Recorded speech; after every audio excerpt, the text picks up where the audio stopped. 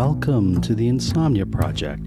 Sit back, relax, and listen as we have a calm conversation about topics that you bring to the table today, because people have reached out to us on Instagram after we asked for topic ideas, and so today's episode will be all about that. I want to thank you for listening. I'm your host, Marco Timpano. I'm right here. I'm Amanda Barker. You're listening to the Insomnia Project, so if you tuned into a different podcast, get ready to be calm and drift away. Imagine you were tuning into something very different. There is another podcast called the Insomnia Project, which is a sci-fi podcast. Oh, no. I know they decided to take or use the name that we've had for years. It's such a specific name. I know. But well, maybe their sci-fi puts people to sleep. Maybe some of their sci-fi listeners are listening to us. Maybe you can listen to us and imagine we're in another universe. Speaking of universes, Amanda, we did a little Instagram story, I guess you could say. I don't know. I'm so rarely on Instagram. Well, you did a little chat. I did. A little sort of hello. And it received quite a bit of attention. People really liked seeing you. Thank you, everyone. Yeah. And we got more show ideas from that. That's so great. That's what it's about. If you haven't followed us yet, you can follow us on Instagram at The Insomnia Project or on Twitter at Listen and Sleep. Mm-hmm. So what are some of these show ideas? I'm very intrigued. So Lisa reached out to us, and Hi, Lisa. She's also a patron on Patreon, and she has some ideas for the hi, Patreon. Lisa here, and we'll say hi to Lisa when we do the Patreon episode. And probably a segue, just a reminder, if you want to be a Patreon and receive ad-free content, you can do it for a very low price. I actually don't know what that price is, but I think it's low. $2 a month for the base, and then depending on what you want, like we do a segment where I ask you your book reviews, and so I need to do one where there, and you tell us the latest. I have some new ones, by the way. Yeah, I've been reading quite a bit lately.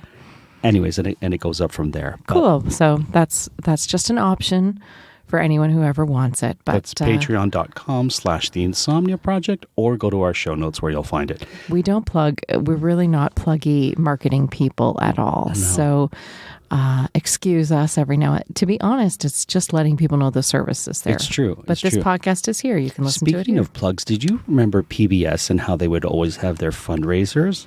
Yeah, I loved them. I love them too. I always found that to be very calm too, was PBS. Yes, very calm. Bernadette Peters telling you, if you want to watch the whole thing, we work so hard to get this quality programming to you. Bernadette Peters never told me. You know why? anything. Because my parents in Florida watch a lot of PBS. They watch a lot of Antiques Roadshow. Love it. And then local Floridians, people who have homes or live in Florida at least part-time or full-time, do the PBS fund, and Bernadette Peters is one of them. I think she lives in Florida. She's right? got a house or something. Okay. Yeah, I don't she know. doesn't do it here in Toronto, Buffalo. Ours is Buffalo, and I grew up in the flagship home of PBS, which is Boston. Oh, and so what celeb did it there? Oh gosh, I don't remember celebs. I just remember, local PBS people. I know here there was always a woman with a Dorothy Hamill cut. Okay. And she had kind of blonde hair. Okay. I want to say her name was like Phoebe or Stevie or something like that. Yeah. An E name. Yeah. Evie. Yeah. So. Gosh, now I'm trying to remember the PBS fundraising drives of my youth. I think like older people, like old, so it would have been like people who were stars from like the 60s. Like when we saw it in the 80s. I see. Okay, so sure. But I don't know who any of those people, like the David Hasselhoffs of yesteryear kind of thing, like coiffed older men. I hate to break it to you, but David Hasselhoff is an old star as we... when you say David Hasselhoff... That's what I mean, because now he would be an older star, right? He would be an old man or an older man on doing that kind of drive. Sure. So I mean of yesteryear, so the people who were on Bonanza. Right. Michael Landon, Lorne Michael Green. Landon, I think, did do PBS. Well, he was on Bonanza. Lorne Green. Oh, was he? Yeah, Lorne Green. The guy who played Hoss. Any of them. I don't know any of these names. I don't know these old...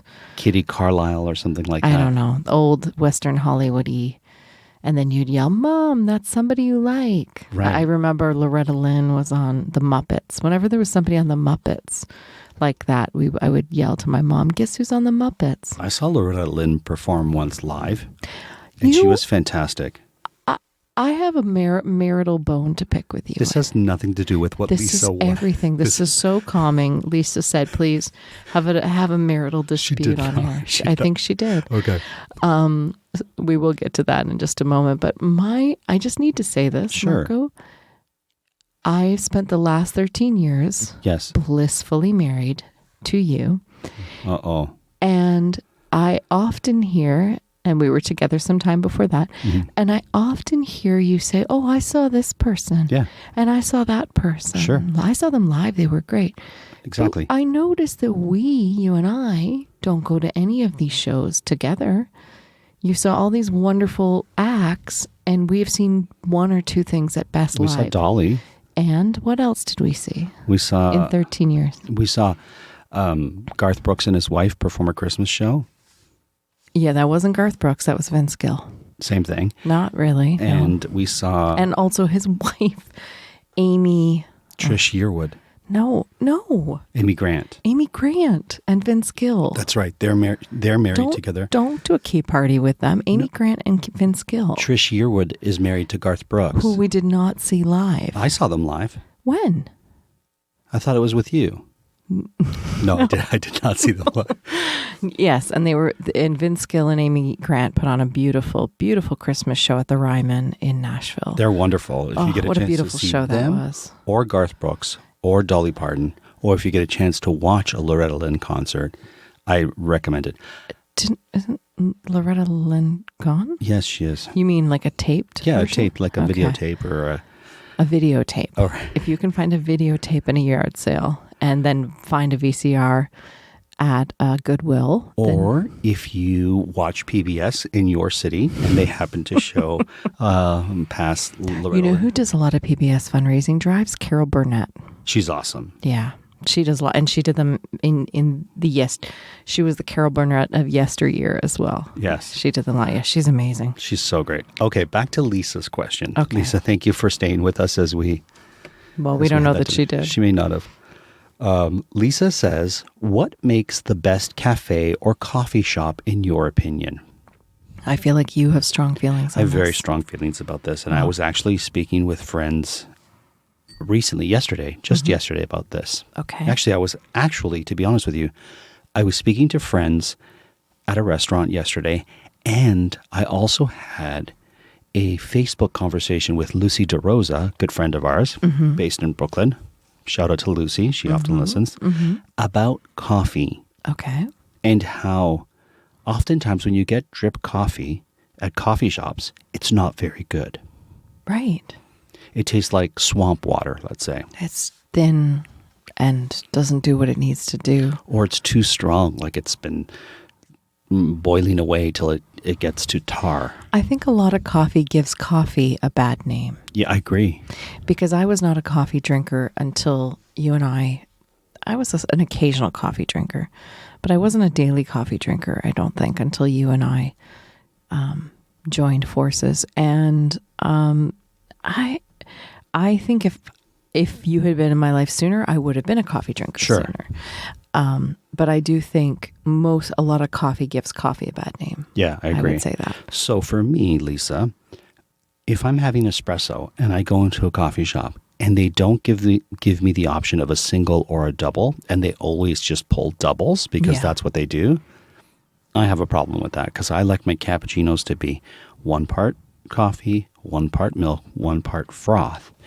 And which is how they do it in Italy, of course, right? In Europe, I should say. Who's pulling the doubles? Americans, and then Canadians as well. No, I'm not gonna finger point at anyone, because it happens in many places. So Okay. I find we go to coffee houses here in Definitely Toronto. in Toronto, it's a thing. And they'll pull doubles, and I'll say I want a single. Now, what do you mean? Not everyone knows what you mean when you say pull doubles. Okay, that's fair. a very technical term. It's an industry term for sure. I don't know if it's a technical term. I don't know if they. Well, it's not a term that I would just say. Can you pull me a double? Right. I don't. Not in terms of coffee, anyway. Sure. When would you use that? Can you pull me a double? hate to guess, but anyways. So when you have an espresso handle, I'll call it. Okay. It has a proper term, and I can't think of it right now. But the thing that they use in the espresso machine. So the piece, I'm going to try to describe it, and you tell me if this is what you mean. The piece of the espresso machine that holds the coffee grinds themselves, that's the gateway between the machine and the cup that it's serving. Correct. Okay. Thank you. That's a great way to describe it, and I appreciate that. So that handle will often have a spout. And if it has one spout, the handle will have a spout? The bottom, the reservoir of the handle. That piece has a spout. Has a spout. And a handle. And a handle. That's correct. That's why I was saying, yeah, it kind of looks like that. Yes. Actually, it has a name. You'll probably see it on there. So it has a group spout. head, I think it's called here. Okay. No, the portafilter. The portafilter is the filter part. Anyways, it doesn't matter. No, it does. I mean, we're talking about it intentionally, so it does matter. Okay, so I guess it's called the group head. Group head? Okay, I've never heard it called that, but no, I know, but you said the handle has a spout, so that means that's a different image that you're creating. Sure. So I just want to be clear with what we're saying. The handle doesn't have the spout. The filter basin that has the coffee grinds in it will have a spout. And if it has a single spout, it will pull a single shot. Okay. If it has a double spout, it will pull 2 shots. When you say pull, it means it will percolate a single shot or a double shot. Say that word again. Percolate? I say percolate. Percolate? I don't even think it percolates, to be honest with you. Percolate. It brews. Okay. It brews. Yeah, because it doesn't even really brew. I say browse. No, you don't. it performs the espresso. Performs it. Extraction. How would you say it? No, I like that. It performs the espresso extraction is a beautiful. I think everyone should weave that into their morning vernacular. I'm going to perform the espresso extraction. So, if you only have a single spout, it'll only do a single shot. If you have a double spout, it will brew or perform a double shot for your... A double shot extraction or pull a double. It'll pull a double, right? Now, here's the funny thing. Some of them don't even have the spouts. So they just kind of fall. Like it just has a... I didn't know there was ever a spout involved. I'm learning this tonight. So as a result, Now I lost my train. As a result, the espresso, when you pull a double shot, it's intense and it's more coffee than I want. It's twice the amount of coffee. It doesn't balance with the amount of milk. In your latte or cappuccino. So for me, it's too strong. I don't enjoy it that way. So when I ask someone to pull a single shot, but they only have the double, because a lot of restaurants will only have doubles, double spouts, they will stop it. They'll start it, and then they'll stop it manually. Oh, okay. But the problem with that is you don't have the full expression of the crema, which is the full expression or expression of espresso. Expression. It gets expressed, right? And what is the crema? The crema is the top layer of the espresso coffee that's slightly frothed. Okay. And it has a light brown color to it. So whereas espresso coffee is dark brown, it has a lighter brown. There's a little bit of texture and thickness in that crema, and it has a smooth finish. So you want the crema. Okay. But if you manually stop it, you don't get the full expression of the coffie. I see. So is it the machine's fault? No, it's the person who thinks that they can just stop it whenever they want to make a single shot. That's not how you do it. I see. What you would do is you would put 2 small espresso cups under both spouts. Okay. Hit the button that'll time how long the espresso is being filtered through. Okay. Let's say 26 seconds. And one spout would go in one espresso cup. One spout would go in another espresso cup. And you would have a single shot in each. So, since we're here, I'm going to ask a hotly debated question to someone who I believe knows the difference. What is the difference, the true difference between a cappuccino and a latte? Okay, so that's a great question. So a cappuccino is 1 part espresso, 1 part milk, equal parts, I should say. Equal parts. I didn't know that. Yeah, so equal parts espresso, milk, and foam. But as we know it here in North America, it's not actually equal parts because we use bigger Vessels, drinking vessels. Like a proper cappuccino is actually in a smaller cup, right? Like a demi-tasse. Exactly. Yeah, exactly. But we often have cappuccinos that are big. Right. Grandes or whatever. Sure. And a latte is mainly milk with the slightest amount of foam on the top.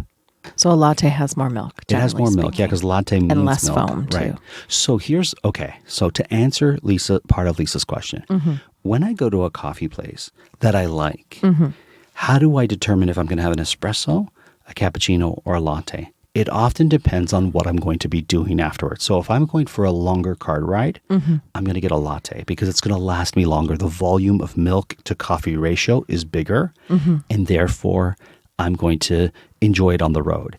If I'm having coffee with, say, a friend, Trevor, Dale, Lucy in Brooklyn, I'm probably going to have a cappuccino because we're going to sit and drink it out of a cup. I see. And so I can monitor how much I'm going to drink with my friends as we talk and laugh. Okay. If I need to just get that dose of caffeine and I want to be in and out, I'll get the espresso. Or if I'm with friends and it's at the end of the evening or we're about to do some work, I'll get an espresso corretto. And corretto means they do a glug, just a quick shot of liquor in your espresso.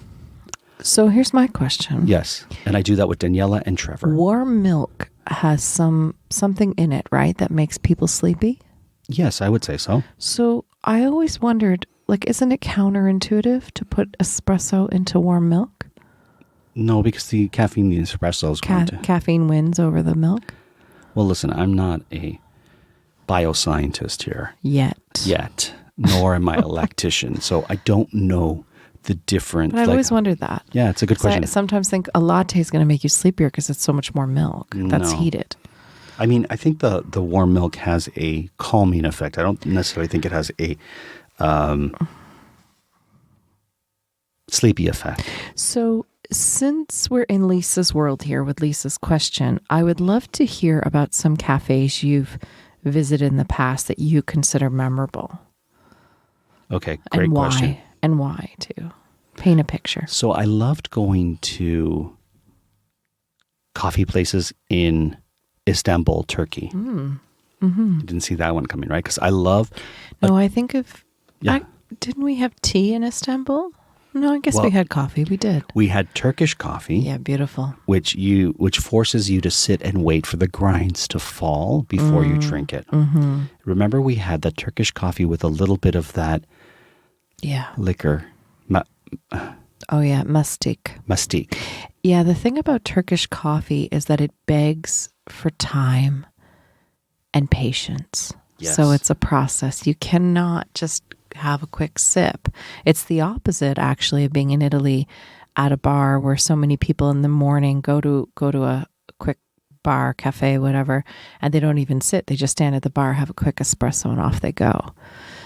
So a Turkish coffee would be the absolute opposite of that. Maybe something to have at night after a meal or mid-afternoon, I think we did. We were in Turkey in, I believe, November, early December. So it was cooler then. I was wearing, I remember, a big gray sweater. Sure. And so it wasn't cold, but it was certainly a cooler European moment or Asian moment because Turkey is both, isn't it? It's both Asia and Europe. Yeah, it spans. But the whole country is both Asia and Europe, right? It's not half and half. I don't think. I think the whole thing is considered part of either. I don't know exactly, and I don't want to make a mistake because... Sure. Well, anyway, Turkey is considered the gateway, the bridge of the two. And of course, Asia into the Middle East. And I loved that we could also get that tea that you were talking about in Turkey at the cafes. That mint tea? It was mint. It was different teas, but they were in little glass, tall tall glass vessels. And everything was served with just a little tiny square or two of Turkish delight. So that chewy, delicious, Candied. almost covered in like a powdered sugar, Yeah. Pistachio flavor, pomegranate flavors. There's a few others, but there was really delicious. something so delightful about that, Amanda. Oh, so nice. And I looked it up. That handle that I was talking about is called a portafilter. Is that what you said it was? I did at one point. Okay, so yeah, it is. I'm confirming You're it's back a portafilter. there now? Yeah, I just wanted to confirm that. So that was one of my cafes that I loved. Okay. I should say the cafes in Istanbul. I didn't pick one. Then, there's certain cafes in Italy. I love going to an autostop, which is a pullover on the highway, Like an autogrill? like an autogrill. Yeah, thank you. Yeah, I was like, what's autostop? Autogrill, autostop. They're called different things, I guess. Autogrills are a chain. I see. Yeah, so an autostop would mean you stop your auto on like off the highway. And those are one of my favorite places to just grab a quick espresso, down it and go, or a coffee beverage. I know when I my very, very first day in Europe, we're on a Europe bender right now. My very first day in Europe was my first afternoon in Monaco. Sure. And I went across the street from the little apartment that I was living in, and met my boss, who I was going to be working for, and his wife.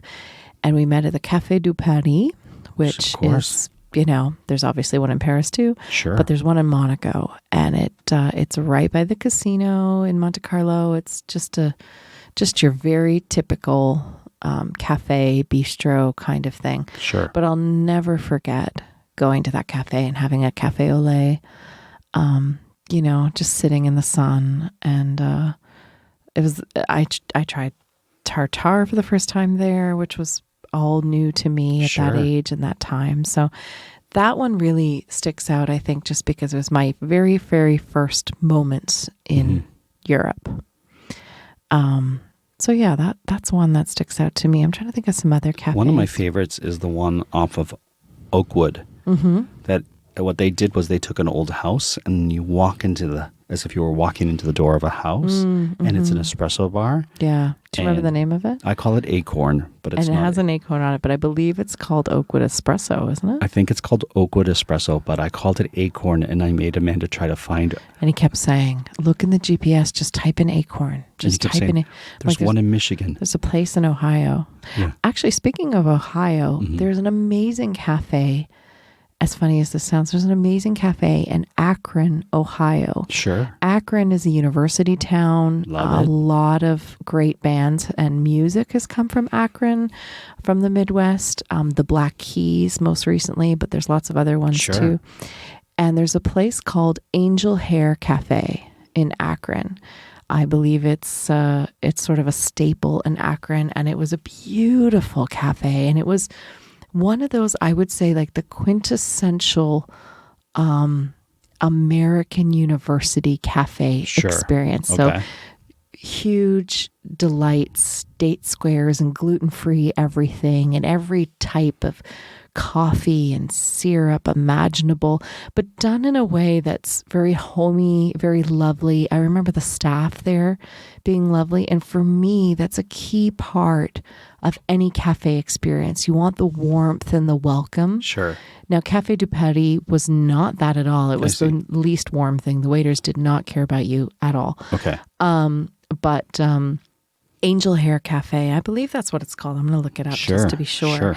I just remember the warmth of the people there were so lovely and so sweet, and it was a lovely experience. I haven't thought about that place in a while, so I hope it's still around. What's so funny, Amanda, is we're getting to the end of our episode, and we have like 4 other people who had things we wanted to talk about. Those are other episodes. That's going to be other episodes, but I want to thank everyone who had topics that they brought forward on Instagram. Continue to do so. Thank you to T. We'll be talking about yours. Sorry, you're not wrapping up, are you? soon. No, I've got time, but I just Okay, wanted to... I need to make a correction. Sure. I got the name wrong. Okay. So can I just jump in Of here? course you I'm can. sorry, T. I'm so sorry, but we will talk about yours. But it's called Angel Falls Coffee. I see. There's no hair involved, no hair in your food, no hair in the title. And they don't make angel hair pasta. They don't, that I know of. But see, like, look at when you just look at it, like, look at the cinnamon buns and the lemon squares and just anything you could want of a baked goods coffee shop with excellent coffee. So it's called Angel Falls Coffee. Located? Akron, Ohio. Does it have the address there? Sure, yeah. It's 792 West Market Street. That's downtown in Akron.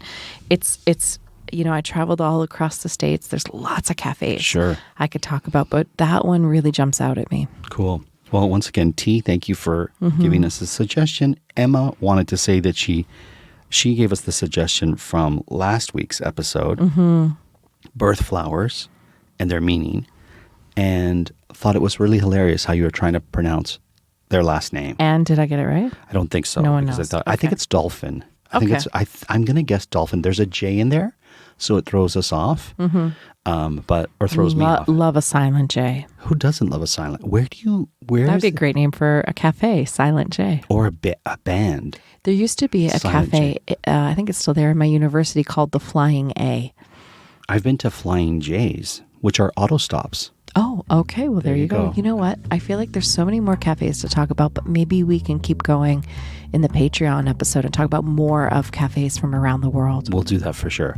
Well, folks, thank you for joining us today. And we hope you were able to listen to our PBS coffee chat and fall asleep. If not, thank you for joining us, and we'll see you next week. We hope you listened and you slept. I don't know. I didn't end it right. We hope you listen and sleep.